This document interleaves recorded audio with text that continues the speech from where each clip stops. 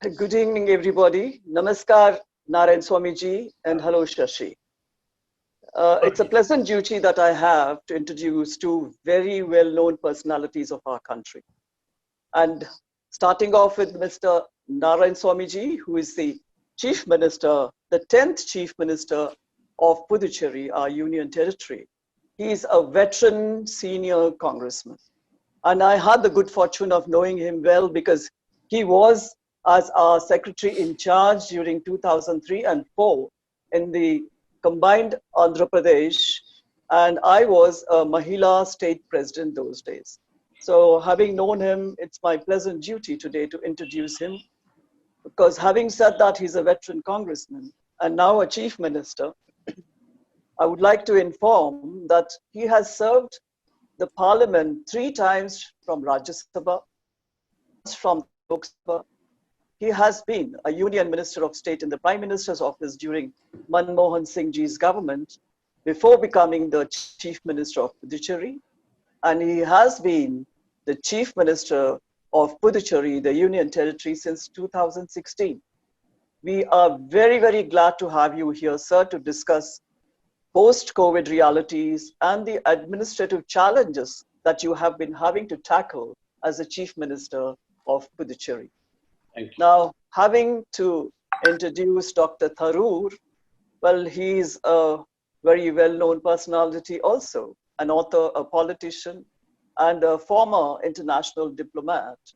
He has had a lot of experiences in many fields, and he has been a 3-term MP from Thiruvananthapuram for Lok Sabha from Kerala. He has also right now been the chairman of the Parliamentary Standing Committee for External Affairs. He has been a Minister of State for Human Resources Development and Minister of State for External Affairs in the Government of India. Well, he has been with the United Nations for 3 decades, has written a lot of books. I think his books must have crossed almost 20 to 25 now. And his latest book, The Tharoorosaurus, is just being released. He's just being released today. Sorry, I have this bad throat. So having introduced both of you, I hand over the program now to Dr. Shashi Tharoor so that they have an interactive session between them and there'll be lots of questions and answers. Thank you. One word to Dr. Shashi Tharoor. Thank you very much, Geeta, and welcome, my dear friend, Mr. Narayanaswamy. I've had the pleasure of working with him in Parliament because he was also Minister of State for Parliamentary Affairs, in addition to working in the Prime Minister's office when I first knew him. And we're all very proud of him as Chief Minister in Puducherry. So let me begin with a very general question. How are you doing? How is Pondicherry doing? And how are the people doing under the stress of the last 5 or 6 months? Before going to the subject, I thank Madam Geeta Reddy ji for her introduction and for calling me for the purpose of having how we are able to tackle the COVID situation in our state under the difficult economic scenario that is prevailing not only all over the country, in our state. It is a difficult period for our country as a whole. Unfortunately, the government of India has no vision to tackle COVID situation. They are doing everything in a haphazard manner without having any foresight, which you can see of the announcing the total lockdown, continuing it for 2-3 months, and thereafter unlocking the lockdown. All these things they have been announcing without any economic package to the states. On the other side, the states are overstretched. As far as our state is concerned, the people who have been affected by COVID, we are managing the situation by our own resources. In the month of April, when lockdown was there, our revenue source was only 30%. In the month of June, it was 40%. July and August, it is 60%. We had a huge shortfall in our state, but in spite of it, our government has taken the initiative to purchase the required the materials, the machines, ventilators, PPE kits, then remdesivir, then the TrueNet machines, then the antigen kits, RT-PCR kits. Things have been acquired either from our state government funds or from state disaster management fund and from the Chief Minister COVID fund, including the ambulance which are required. The recruitment of manpower, doctors, nurses, the people, ASHA workers and the ANMs and all. Now, in a population of about 15 lakhs, our death rate is 1.4%. The recovery rate is about 70%. Only the people, the comorbidity cases, the people, 10% of the people have to be taken care of by our government, in the sense, the people who require oxygen, the people who need ventilators. We purchased sufficient number of ventilators and oxygen facilities have been created. Fortunately for Puducherry, we have our own government medical college, which is fully dedicated for COVID purposes. About 600 beds have been created in our Indira Gandhi Medical College. Jipmer Medical College, which is the national importance institution of Government of India. Yes. They are helping us with about 400 beds. Additionally, we have 8 medical colleges, private medical colleges in Puducherry. That is our another asset. We told all these private medical colleges to support us by giving 100 oxygen beds each and 200 private beds for the purpose of the people in COVID care centers. The kind of, now what we are doing, we are not taking the test in our institute, Indira Gandhi Medical College and also Jipmer. We send ambulances to the rural areas. Primary health centers, we started fever clinics. The screening centers we started in the rural areas, where the blood test, X-rays, and the people will be tested for whether they have got any symptom of the fever. Immediately, now we are using the services of Anganwadi workers, community professionals, to bring them to the hospital for treatment, so that death rate is reducing and recovery rate is increasing. We have got the mild and moderate cases are more. And asymptomatic cases, we are putting them in their respective homes and we are watching them. There, one problem arises for us is that the people who have been kept in home isolation, they are not keeping quiet. Some of them are coming out. Therefore, we are deploying doctors, nurses, and also the health professionals to monitor. And also daily they should go, the nurses should go and check the medical condition. If required, they should be brought to the hospital. This kind of arrangements we have done from our government. Excellent. And 100%, the patients who are coming to medical college after recovery, they are going without spending even a single paisa. Everything is borne by our government, right from test. Then the people who have been given the medical treatment there, and after recovery, sending them to the house is being done by our government only.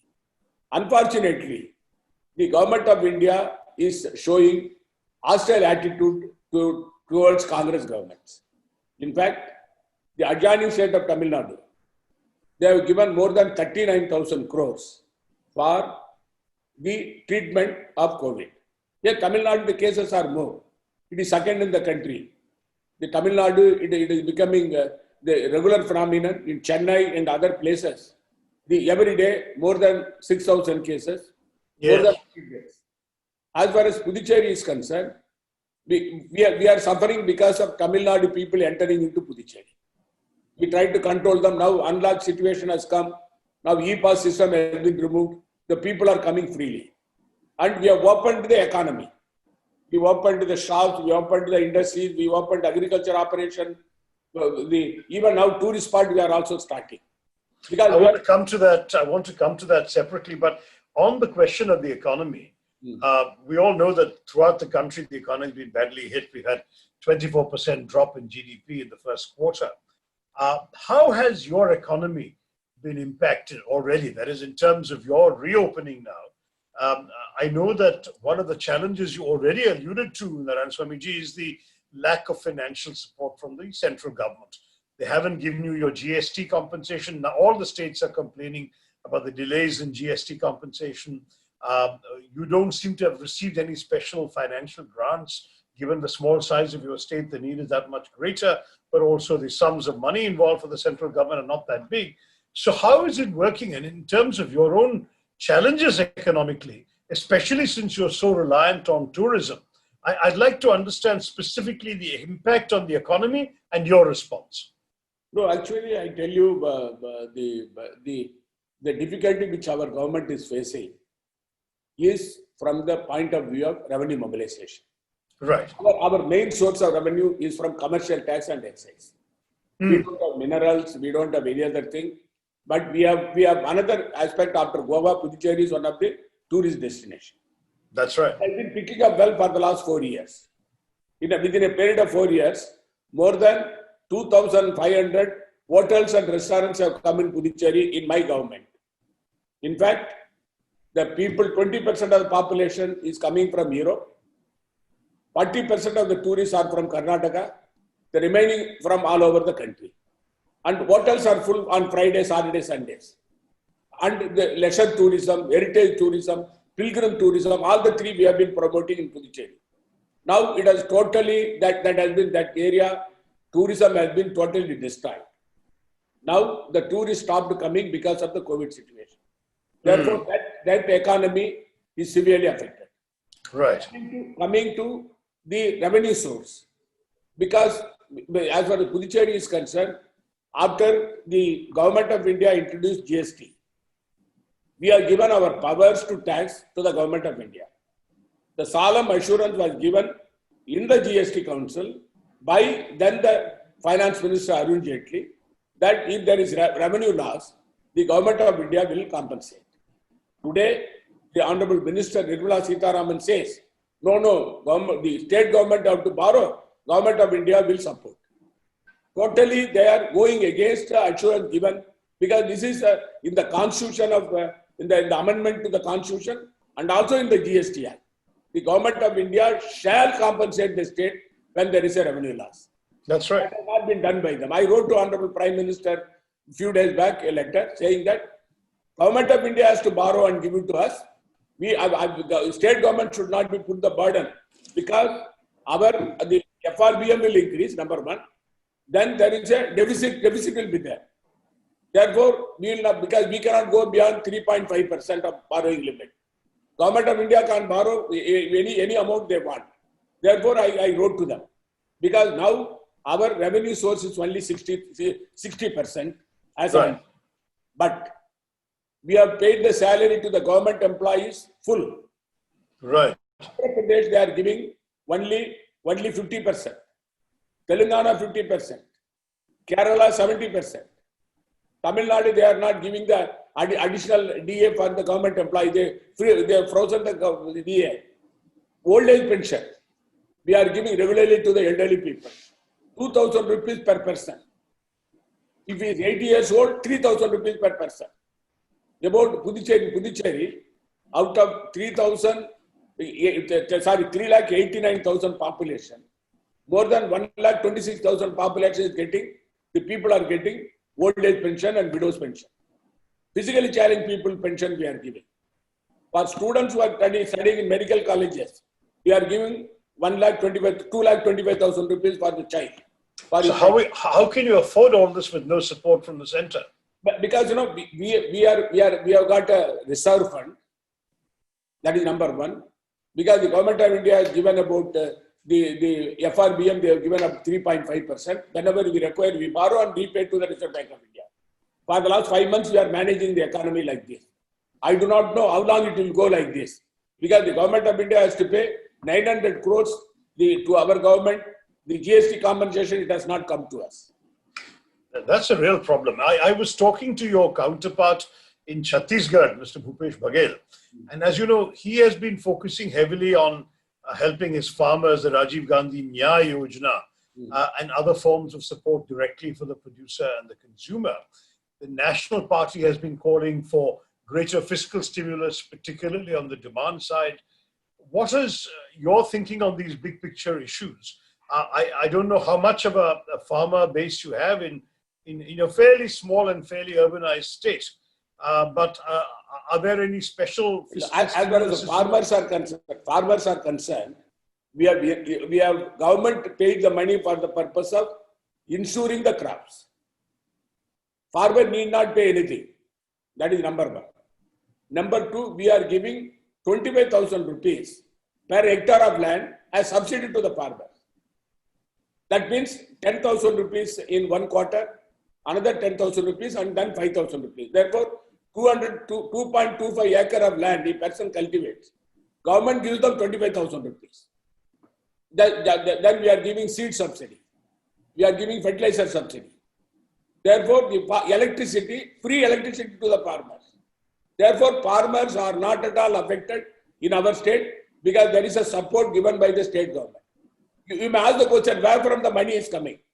We are squeezing the budget and spending the money on agriculture, education, health, welfare schemes, and we are continuing with the ongoing our public work department works. Because we are not going for any kind of wasteful expenditure. No, you're doing a terrific job with that. I'm just curious about the MSMEs. What specifically are you able to do to address the concerns of our micro and small and medium enterprises? We, for example, have been concerned at the AIPC level and about the need for GST credit for MSMEs, and also the fact that PSUs are not paying MSMEs their outstanding dues, and we need to see that happening. Do you see a particular problem with your micro and small and medium enterprises in Puducherry? We have got a good equation with the CII. Okay. The Confederation of Indian Industry. We are interacting with regularly. In fact, we got about 7 to 8 crores of money. They wanted, at the time when the industry was closed, they wanted electricity rebate. We have given to the MSMEs, we have given that money to them. And moreover, the Atmanirbhar Abhiyan, the Prime Minister's scheme, we called the bankers, we told them that MSMEs should be helped for the purpose of restarting the industry, giving them additional facility, financial facility, without asking for the arrears to be paid. And by that, 80% of the industries got benefit advantage out of it. And moreover, from our government side, we have reduced the electricity tariff for enabling the industries to run the industry comfortably. And moreover, from the government side, the license fee we have removed for the industries. People who are coming for setting up of new industries, if it is a woman, we told them that no registration fee for the document. It can be freely done. And the online registration of industries have been introduced. And therefore, the MSMEs in Puducherry, more or less, we are able to solve the problem with the help of the bankers, about 80%. And that sounds very positive. In fact, I've been hearing that you won a couple of awards, even from the central government, for some of the good work that Puducherry has been doing. Can you tell us about that? The Prime Minister was fond of me. And the government of India recognized our government and gave the award. That is the Ministry of Personnel, which I was holding earlier. Now from the Ministry of Personnel, I got the award for four departments. Number one in human resource development, public health and among the union territories, number one, and fourth position all over India. Judicial and public security, maintenance of law and order, number one award. Then overall ranking, Puducherry has become number one. This is the Ministry of Personnel, the Government of India. Fantastic. Well, this is Secondly, it will be surprised to know the Sustainable Development Goal, which Niti Aayog has analyzed. They have given us the ranking for peace, justice, and strong institution all over India. Puducherry is number one. I'm very impressed. So all of this is wonderful. What about the unemployment problem? Throughout the country, we're seeing record levels of unemployment. Do you have such a situation in Puducherry as well? And apart from the employment you're guaranteeing through Mahatma Gandhi Vinrega, what other situations do you have, and what kind of help are you seeking to manage to cover the employment needs of your people? There are two areas where, after the Mahatma Gandhi National Rural Employment Guarantee Scheme, one is employment in the industries. Right. A lot of people who migrant labor, they went back to their respective states. Therefore, industries are employing our own local population. Therefore, industries are taking care of a part of the labor in our state. Secondly, employment of government servants, vacancies, to fill up of vacancies. I am facing a lot of problem because of Dr. Kiran Bedi. She is raising queries, she is returning the file. For the last 4 years, I am fighting the battle against Government of India. I am fighting the battle against this lady. And I went to the court and got an order. Elected government has got all the powers, even then she is not obliging. Therefore, the Government of India and Dr. Kiran Bedi, the opposition parties, managing all the three, I am able to run the government for the last 4 years and all. Has there been any progress constitutionally or in the legal system on the issue of full statehood? Because I know your quarrels with the Lieutenant Governor are more than a personality issue. They're also about the status of Puducherry. What kind of developments have happened on statehood? In fact, the demand from the Puducherry is to get the full statehood. Right. Puducherry has got all the parameters for becoming the full statehood. But you know, when Vajpayee was the Prime Minister, and during Indrajit Gupta's government period earlier, when Deve Gowda was the Prime Minister, during our Congress regime also, the issue was raised. But they were telling that you have to leave Mahe and Yanam. Ah, yes. That should be contiguity, which we did not agree. We want Puducherry, Karaikal, Mahe, Yanam should be as one entity. Then alone, we will agree for statehood. It was lingering like that. Now, all political parties in Puducherry, the people of Puducherry, we want full statehood because we would like to the kind of interference by the Lieutenant Governor of the day-to-day administration should be totally negated. Therefore, everybody says that the government of Puducherry should go for a full statehood. I went and met the Prime Minister along with the all-party delegation. I met Honorable President of India. I met the Home Minister. You know the attitude of the Government of India. They have not answered my point. They said the situation has not come. The Puducherry should be given the statehood. That was the reply given. But we are not keeping quiet. We are raising the issue in every forum, the public forum, the parliament, and also in the intellectual level. We called several seminars and conferences where we are highlighting that what advantage we will be getting when Puducherry gets a statehood. Excellent. Well, that's promising, but I can see you have an uphill struggle. On this larger question, all of us are facing a big challenge in seeing how the present government has been changing the fabric of our country in all sorts of ways, including promoting certain negative attitudes to minorities. A sort of divisive communal attitude is prevailing, particularly in northern India. How do you see that? Has there been any echoes of that kind of politics in Puducherry, or have you been able to keep the spirit of inclusive India going in your states as in the neighboring states? In fact, I'm proud of saying, like Kerala, Puducherry is also a secular state. Great. Majority of the southern states, we believe in secularism. We carry all the communities, all the religion together with us. But the kind of politics, divisive politics, the religious politics and communal politics that has been orchestrated by BJP has been negated in the southern region. The result of parliament election in 2019 in Kerala, Tamil Nadu, Puducherry, and all these places is the implication of that. In fact, we never imagined that Tamil Nadu out of 39 they will get 38 seats. As far as Puducherry is concerned, when I contested election in 2009, I got 1 lakh lead. My friend, Mr. Vaidilingam, when he contested in 2019, he got 2 lakh lead. Therefore, our people believe in secularism. We protect the minorities in our state. We never allow these communal forces, the religious forces, to take an ugly step, especially when the Muslim mosque was attacked. I put RSS people behind the bars in Puducherry. Wow. When church was attacked, and the BJP people have been taken into task. In the first year of my government, thereafter, they are not wagging the tail. They are totally, they know that, with the iron hand we will handle them. Therefore, the BJP people are not raising any issue out of it. In fact, in the parliament election, assembly election 2016, the BJP contested in 18 seats out of 30. The state president got only 1,400 votes. All other people got only 600, 400, 700. All of them lost deposit, including the state president. That is the state of affairs in Puducherry. I think that's a very clear message for divisive politics and communal politics in our country.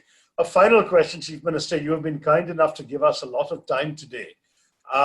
You know that my organization, the All India Professionals Congress, includes professionals from around the country with backgrounds in a variety of sectors. There are accountants and lawyers and doctors. Geeta is a doctor. People with professional executive backgrounds, people with various kinds of professional skills to offer. Can we be helpful to you in any way? We've opened an AIPC chapter in Puducherry that is beginning to get active. Can they be of help to you in helping craft your policies and in supporting your initiatives and endeavors to benefit the people and the economy of Puducherry? Yeah, in fact, the Professional Congress, as you rightly said, the support of the All India Professional Congress is required because Puducherry is one of the business hub, education hub, health hub, and tourism hub. Very well. Four areas focus in our state. And now we have identified one Mr. Marudhu Pandian as the chairman of the Puducherry Professional Congress. I discussed with the PCC president. The body has been constituted with lawyers, doctors, especially the people from audit community and also business people. And the list will be submitted to you next week. Excellent. And the first inauguration, I request your good self and also Madam Geeta Reddy to come to Puducherry. Madam came to Puducherry 3-4 times to get the list from me. I feel guilty that I could not do it at that time. Now we have finalized it. Wonderful. Well, let me thank you once again. I hope that the COVID situation will permit us to come and enjoy the experience of your lovely state. I have very good memories of visiting there with the External Affairs Committee of Parliament to take a look at our passport office and so on. But you have been doing a terrific job, Narayan Swamiji. I'm sure that the public would be very interested to know about the spectacular achievements of the Congress government in Puducherry, and in particular the various specific measures you've taken to cope with the very great pressures that you've been facing during. I would like to make a final word because please say. Final word is always yours. No, the support that has been given to my government by our Honorable Congress President, Madam Sonia Gandhi. Right. Also, our Rahulji, whenever we need the support, he has been helping us. And all the Congress leaders, especially the Mukul Vasnikji, come to our rescue whenever we face problem. And the guideline given by Madam, we follow in full text. And we keep the Congress flag flying in Puducherry. That is our motto. And the 2021 Assembly election, now we started working initially, now we started working on that. I think that with the alliance with DMK, we will be able to make 2021 also the Congress rule state year. Excellent. Well, you know that the former President Rahul Gandhi was a major factor in pushing the inception of AIPC and encouraging us to spread our wings. And Sonia Gandhi ji has been giving us full support as well. So I'm hoping that collectively, as the party gives you the support that you need and deserve, that we will all work together to help Puducherry even rise to greater heights than you have already taken it to. Thank you. Thank you so much, Mukhyamantri ji. Thank you so much, Naraswamy ji. See you again, God willing. Thank All you. the best. Thanks and Jai Hind. Thank you. Jai Hind.